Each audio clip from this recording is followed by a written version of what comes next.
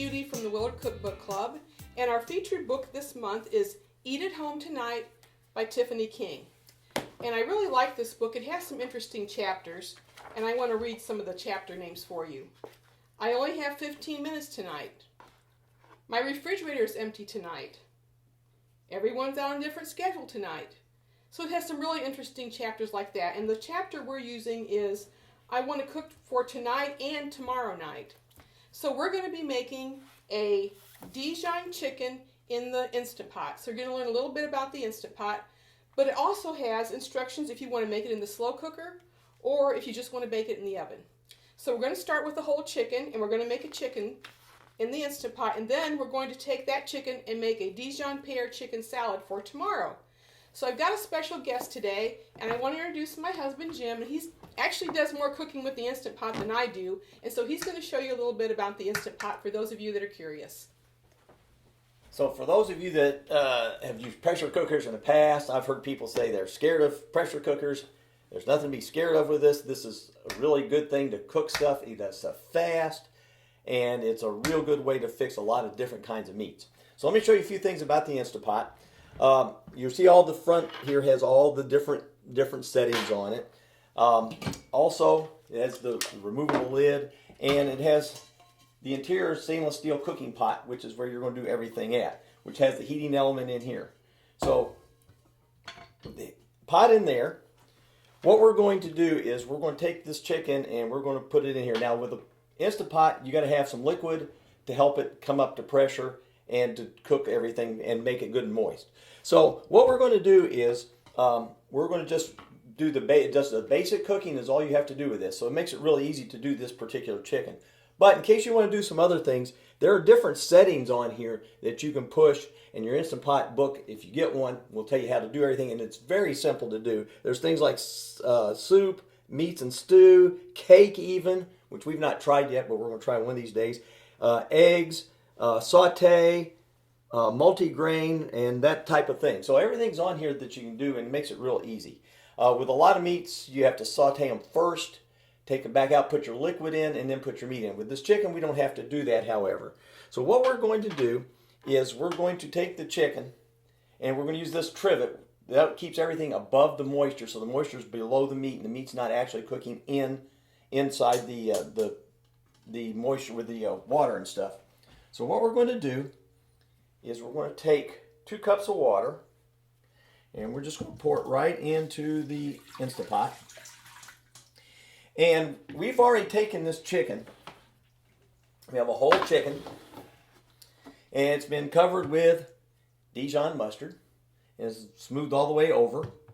And what we're going to do is we're just take the chicken, and with this trivet that's in here, take the chicken, lift it up, and just set it down in. Get it inside the pot, lay it down. And then what we'll do is you can season this to however you would like to do it. We're going to take just some regular ground pepper, and we're going to sprinkle it all over the entire chicken. My wife doesn't like a lot of pepper, but that's okay. Whatever you like is good. Then you take some kosher salt or some sea salt, and we're going to also sprinkle that over the chicken as well. There again, seasoning just depends on what sort of seasonings you like and how much you want to have with it. I think that ought to be plenty. Okay. Now, when you do this, the lid will have a little red button. That's your pressure button. And this is your release button, which we'll talk a little bit about after we get done. But basically what you're going to do is we're going to put the lid on the Instapot. And then after we put the lid on, we are going to take, you hear a little sound in there, and it'll tell you whether you have it on or not. And now we have it on. This little arrow has to be pointed this way because you don't want to release any pressure. You want the pressure to stay on. The red button will come up when it is up to pressure. You'll also know it's up to pressure when the time comes on. So what we're going to do is we can set how long we want to cook this. For this particular chicken, we're going to cook it for 30 minutes. So you hit manual. Notice here, it says my lid wasn't on tight.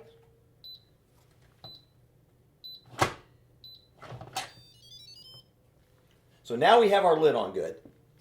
And I have the time on here. I'm going to make it go down because what we cooked before was 35 minutes. So I'm going down to 30 minutes. And now it will just basically cook itself. And what's going to happen is once it gets up to pressure, it will start running the timer. Now it says it is on. And it will just now start building pressure. Once it gets to the proper pressure, it'll start running its own timer. And it'll run all the way down to 30 minutes. And down to 0, and it'll beep when it is done.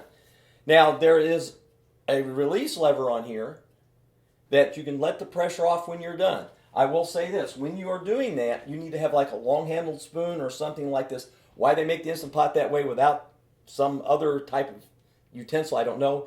But you want to make sure that you have a long spoon or something like that to push it, because the steam will come out that is left in the pressure cooker and slowly release all the pressure. But you don't want your hands in front of that hot steam. So we're going to let this cook for 30 minutes, and then we'll come back and we'll show you how our chicken has turned out. So we're back, and as you can see, we're down to about 2 minutes to go. With the Instant Pot, there are what's called quick release and slow release. And what the slow release does, it lets it cook a little longer, but it turns the heat off. And whatever your recipe says, it will tell you if you need to do a slower quick release, which is what we're going to do when it gets down to about 0. It will also, when it cooks, it counts going backwards. When it does the slow release, it'll start the timer back up again. So it'll go 1, 2, 3, 4, so on. Most slow releases are either 5, 10, or 15, 20 minutes. But your recipe will tell you what to do. In this particular recipe, there is no slow release, so we're going to be doing the quick release once it gets down to 0.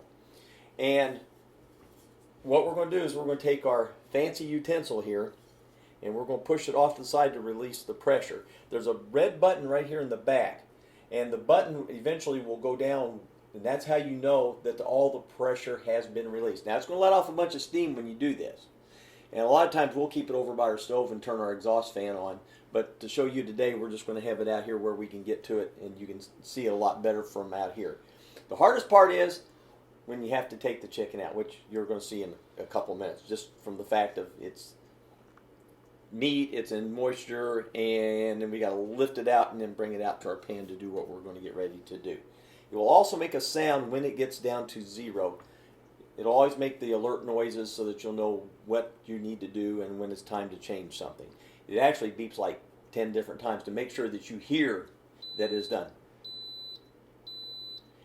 And now we're down to 0. So now what we're going to do is we're going to manually turn this off. Now you can see it says L, and it'll start counting up now to do your slow release if you do a slow release, which we are not doing today. So what I'm going to do is I'm just going to take this, and I am now going to turn it off. And then we're going to release the pressure. And this is why you need to have the long stick. When I let this up, there's going to be a lot of steam come out of here. But when it's done, it'll click. The red button will click here at the end. So here's what we're going to do. Now this will take a minute or two to do. Like I said, if you've got an exhaust fan and you can have it near the exhaust fan while you're cooking, that's fine. Wouldn't probably suggest moving the Instant Pot around a whole lot to get it over near an exhaust fan while it's releasing its pressure. If you do a slow release, it'll gradually let the pressure go down, and it doesn't take as long because some of the pressure has already slowly been released by the Instant Pot itself.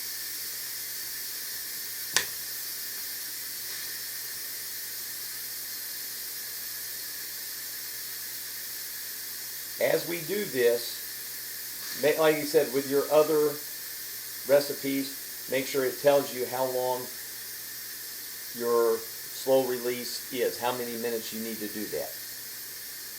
Each meat will probably be a little bit different depending on what you're cooking. There is a little bit of moisture comes out of it. There's also a catch pan back here that's supposed to be for moisture, and everything we've always done, we've never had anything in it. I'm not for sure if that's a real, what you have to use it for. We've had a lot of liquid things, and it's never caught any excess moisture in there. But it's probably some sort of safety item.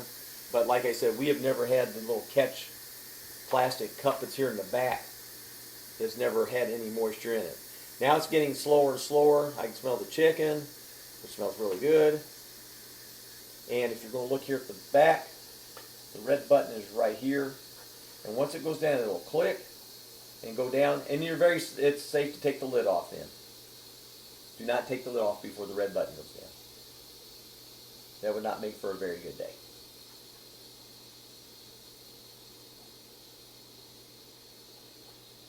And any second, it should click and go off for us. Now I have a pair of my grilling tongs that I'm going to attempt to lift it out of. It's not a very pretty procedure, but it's just one of those things when you're cooking you just have to do. Now I cannot hear anything, but the red button still is not down, so I'm not going to take this lid off until that red button is all the way down. There, it just clicked. We're off. Now you can open the pot. It makes that sound for you. When you lift it, lift away from it because it's going to be some steam. I'm going to set this over here for now. And our chicken looks really good and juicy, and now comes the fun part. I'm going to take Mr. Chicken and attempt to lift him out of the Instapot. Like I said, not a fun procedure.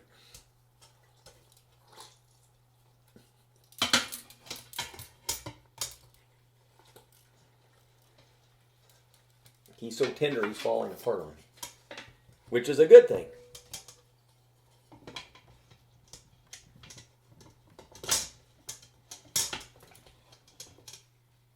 Now I'm going to lift this and the trivet right out. And there's our chicken. And it's all ready to be done and whatever you would like to do with it. And Judy's going to show you how to make a chicken salad with the leftovers from this particular chicken. This looks really good. I'm hungry. Let's eat. Okay, now we're ready to make our Dijon chicken salad with our chicken that we fixed in the Instant Pot. And you may have noticed that the chicken is not going to come out with a brown crispy skin in an Instant Pot, but it comes out with a really moist flavor to it, and not like sometimes when you bake a chicken it's dry. It's very moist in the Instant Pot. So I've got 2 cups here of chopped chicken.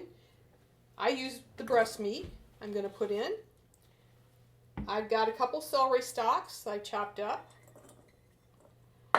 And I have a pear here that's chopped. Now you want your pear to be ripe but not mushy. You want a nice firm pear. And you could also use an apple for this part. That'd be a more traditional way to make chicken salad. I've got 1/3 cup of chopped pecans. And I have a dressing here that is 1/2 cup of mayonnaise, 1/3 of a teaspoon of Dijon mustard, and some salt and pepper. So I'm going to add that. You could also use almonds. That's a more traditional for chicken salad. And then I'm going to serve this over a bed of spinach leaves. You could, of course, also use lettuce leaves. So we got all the dressing in there. We're going to stir it up. And, of course, that whole chicken was our first meal. So this is going to be our second meal from that chicken. So our book for next month is called One Bowl Baking, and that'll be available behind the desk at the library, at the Willard Library. So I've got here my chicken salad, and I'm going to serve it over this bed of spinach leaves. So this makes quite a bit of chicken salad here. Enough to serve 4, 5, 6 people. So there we have it, our Dijon chicken salad. We'll see you next time. County community.